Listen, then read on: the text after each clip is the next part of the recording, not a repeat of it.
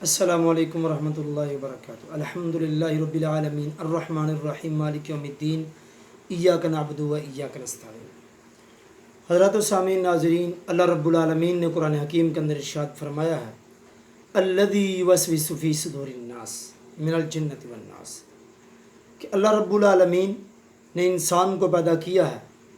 اور انسان کا ایک ازلی دشمن ہے، جو حقیقی دشمن ہے، بڑا بین دشمن ہے، جس کو شیطان ابلیس کہا جاتا ہے۔ شیطان نے ہمیشہ اللہ کے بندوں کو ورگلانا ہوتا ہے،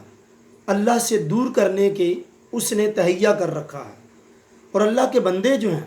وہ ہمیشہ شیطان سے دور رہتے ہیں، اللہ رب العالمین کے قریب رہنے کا انہوں نے تہیا کر رکھا ہوتا ہے۔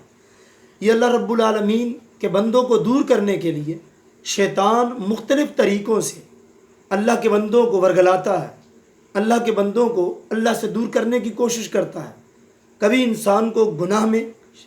کبھی انسان کو گناہ کے اندر شامل کر کے، کبھی اس کے خیالات کو گندگی سے بھر کے، کبھی اس کے حالات کو اس طرح سے لے کے جاتا ہے کہ انسان جو ہے وہ اللہ رب العالمین کی نافرمانی پہ اتر آتا ہے۔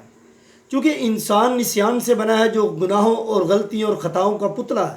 انسان سے غلطیاں ہو جاتی ہیں، لیکن شیطان نے اپنی دشمنی پوری کرنے میں انسان سے کبھی بھی شیطان جو ہے وہ دور نہیں رہتا۔ ہمیشہ شیطان ہر موقع پر، ہر وقت میں، ہر موقع پر اس چیز میں تلاش میں ہوتا ہے کہ وہ کسی نہ کسی طرح سے اللہ کے بندوں کو ورگلا کر اللہ سے دور کر کے اپنا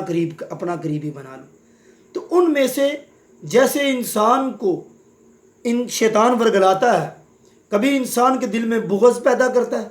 کبھی حسد، کبھی کینہ، اور کبھی ایک دوسرے کے بارے میں وہم و خیالات جو ہے وہ پیدا کرتا ہے۔ گویا کہ یہ ساری چیزیں ایسی ہیں جو انسان کے دل میں جب پیدا ہوتی ہیں تو انسان کے دل کے اندر نفرت اور بغض جو ہے وہ پیدا ہو جاتا ہے۔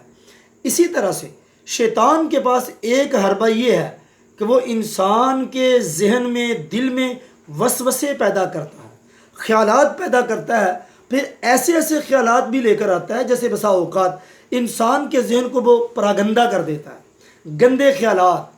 گندے خیالات انسان کے ذہن میں شیطان ڈالتا ہے۔ شیطان اسی طرح سے گندے خیالات کو لاتے ہوئے ان خیالات کے اوپر عمل کرنا شروع کر دیتا ہے، جیسے اللہ کی نافرمانی کے کام ہیں،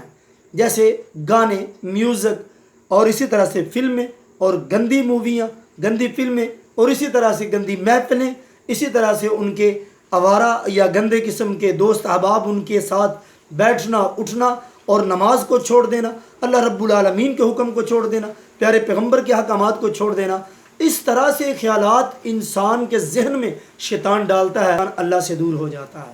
پھر اسی طرح سے انسان کے ذہن میں بسا اوقات شیطان ایسے ایسے وسوسے بھی ڈالتا ہے کہ انسان ان وسوسوں کو ذہن میں تو لے آتا ہے، لیکن اپنی زبان سے ان وسوسوں کو دہرانا انسان جرت نہیں کر سکتا۔ انسان کے اندر کوشش نہیں ہوتی کہ میں ان وسوسوں کو اپنی زبان سے دہرا دوں۔ اسی حوالے سے اللہ کے نبی صلی اللہ علیہ وسلم کے پیارے صحابی حضرت ابو ہریرہ رضی اللہ تعالیٰ عنہ فرماتے ہیں کچھ لوگ میرے پاس آئے، میں ان کو اللہ کے نبی صلی اللہ علیہ وسلم کے پاس لے کر گیا۔ اللہ کے نبی صلی اللہ علیہ وسلم سے ان لوگوں نے سوال کیا کہ یا رسول اللہ، ہمارے دل میں کچھ ایسے وسوسے پیدا ہوتے ہیں، ہمارے ذہنوں میں کچھ ایسے خیالات پیدا ہوتے ہیں کہ ہم میں جرت نہیں ہوتی کہ ہم ان خیالات کو اپنی زبان سے ادا کر سکیں، آپ کے سامنے وہ بیان کر سکیں، کسی نہ کسی طریقے سے ان کو اپنی الفاظ میں بیان کریں۔ ہم میں جرت نہیں ہے، ہمیں اللہ سے ڈر لگتا ہے، خوف آتا ہے کہ ہمارے پاس وہ الفاظ نہیں ہیں کہ ہم وہ خیالات آپ کے سامنے بیان کریں یا ان کا اپنی زبان سے ذکر کریں۔ اللہ کے نبی صلی اللہ علیہ وسلم نے صحابہ کو کیا پیارا جواب دیا۔ اللہ کے نبی فرماتے ہیں اگر کسی کے دل میں ایسے خیالات پیدا ہوئے تو اس کی نشانی اللہ کے نبی صلی اللہ علیہ وسلم نے کتنی پیاری بیان فرمائی۔ اللہ کے نبی صلی اللہ علیہ وسلم فرماتے ہیں اگر کسی کے دل میں ایسے خیالات آ جاتے ہیں اور وہ ان خیالات کو، ان وسوسوں کو اپنی زبان سے دہرانا پسند نہیں کرتا تو سمجھ لو اس آدمی کا ایمان مکمل ہے، مضبوط ایمان ہے، مکمل طور پر اس کا ایمان ہے، وہ ایمان والا انسان ہے۔ اور شیطان ہمیشہ ان لوگوں کے ذہنوں میں وسوسے ڈالتا ہے جو اللہ والے ہوتے ہیں، جن کا ایمان مکمل ہوتا ہے۔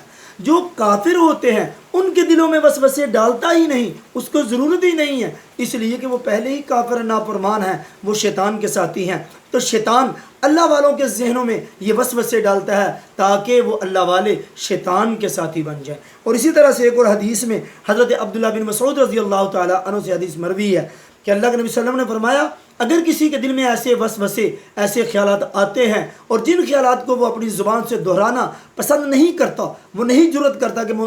ان خیالات کو اپنی زبان سے دہراؤں، ان کو اپنی زبان سے بیان کروں، تو وہ سمجھ لو اس انسان کا ایمان مکمل ہو چکا ہے، وہ نرا ایمان والا ہے، یعنی خالص اس کے پاس ایمان ہے۔ تو میرے بھائیوں، میرے دوستوں، بزرگوں، شیطان کی طرف سے وسوسے ذہنوں میں پیدا ہو جانا، خیالات پیدا ہونا، یہ کوئی بری بات نہیں ہے۔ ہاں البتہ ان خیالات، ان وسوسوں کو اپنی زبان سے دہرانے کی جسارت نہ کریں، ان کو اپنی زبان سے نہ دہرائیں، اور اگر دہرائیں گے، ہم اگر اس طرح کریں گے، پھر ہمارا ایمان اور طرف چلا جائے گا۔ اس کے بارے میں اللہ کے نبی صلی اللہ علیہ وسلم فرماتے ہیں، حضرت ابو ہریرہ رضی اللہ تعالیٰ عنہ سے حدیث مروی ہے، فرماتے ہیں اگر وہ خیالات جو انسان کی زبان سے نکل آتے ہیں، مثال کے طور پر انسان یہ سوچتا ہے کہ اللہ تعالیٰ نے ہم کو پیدا کیا، تو اللہ تعالیٰ کو کس نے پیدا کیا؟ نعوذ باللہ۔ اگر ایسے خیالات آ جاتے ہیں، پھر ایسے انسان کو فوراً اللہ سے توبہ استغفار کر کے ایمان لانا چاہیے کہ اللہ میں تجھ پر ایمان لے کر آیا، اشہد ان لا الہ الا اللہ پڑھنا چاہیے۔ ادروائز ایسے خیالات